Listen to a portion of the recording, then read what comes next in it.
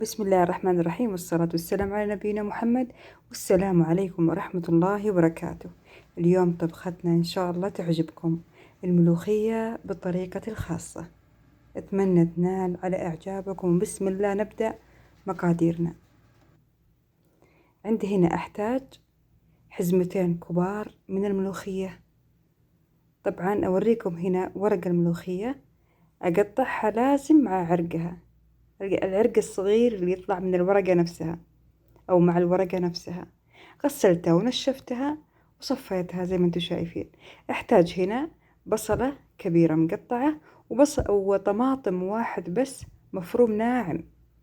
احتجت البهارات كمون كزبرة فلفل أسود والملح وعلبة ماجي.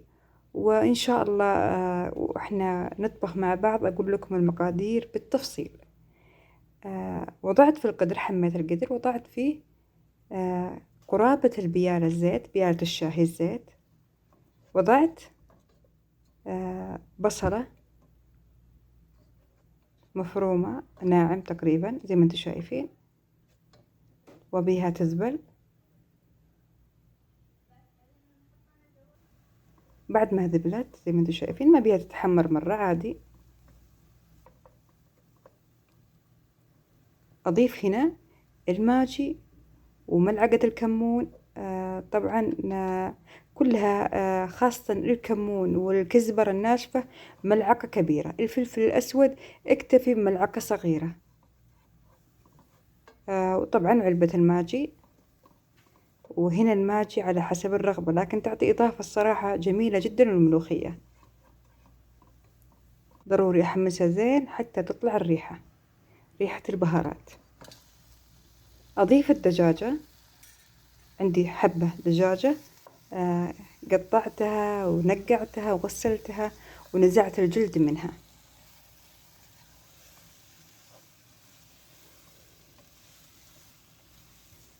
لازم الخطوة هذه جدا مهمة، لازم أحركها زين مع البهارات والبصل زي ما تعودنا دائما. ما نضيف أي سوائل أو ماء حتى تتسبك الخلط اللي معانا في الأول، دجاج لحم بصل أي حاجة، عشان تعطيك النكهة المضبوطة في الأكل. ضفت طماطة واحدة بس، حجم متوسط مفروم ناعم جدا، وضفتها مع الدجاج. وأيضا أقلبها كثير وأقفل عليها لما تطلع جميع المويات حق الدجاجة والطماط وغيره. الآن أحط في العصارة الكبيرة أو في الخلاط الكبير الملوخية، وأضيف معاها ماء بالتدريج. طبعا أكيد الكل عارف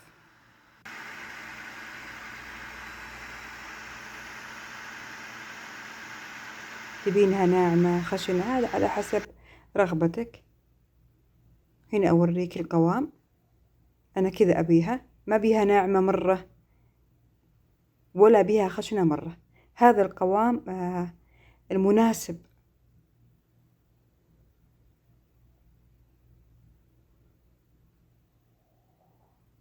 وأكمل جميع الكمية. هذه أول عصرة.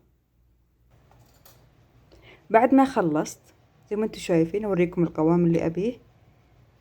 عندي حزمة كبيرة في الصحن الصغير، حزمة كبيرة من الكزبرة الخضراء وراسين من الثوم أو زهرتين من الثوم.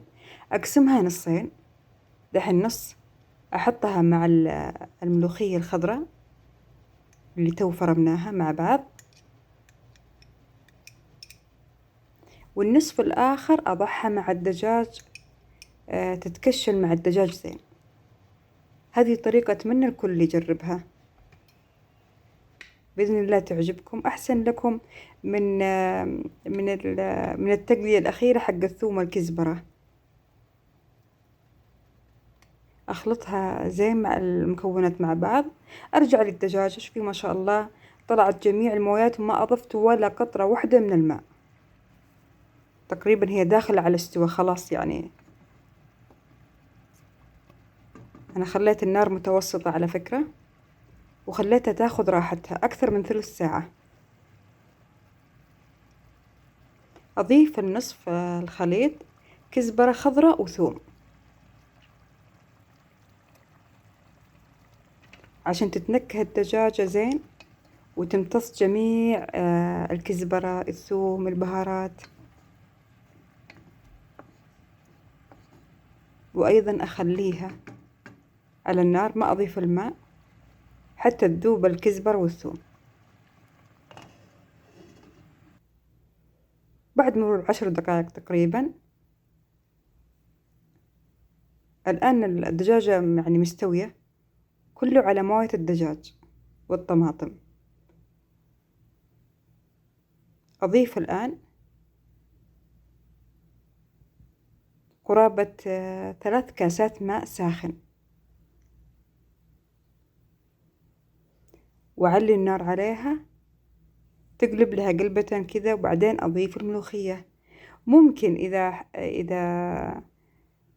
إذا خفتي يكون المرقة كثيرة يعني على الملوخية، ابعدي قليل من المرقة، مرقة الدجاج على جنب، وضيفي الملوخية حتى تقادري يعني أنا بالنظر ما يحتاج إني أشيل وكذا، خلاص أنا عارف المقدار زين.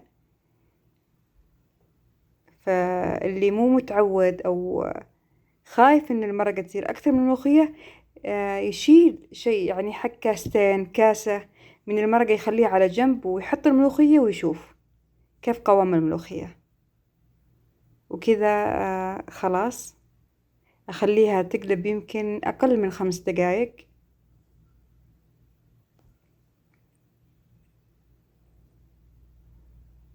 وما شاء الله زي ما انتم شايفين قوامها جدا مناسب.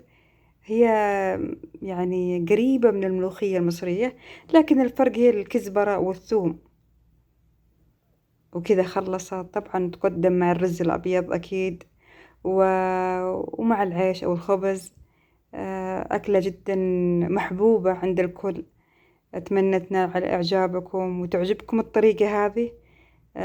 وعلينا وعليكم بألف عافية، والسلام عليكم ورحمة الله وبركاته. ولا تنسونا من اللايك والاشتراك ودعمكم سعادتنا، وفي أمان الله.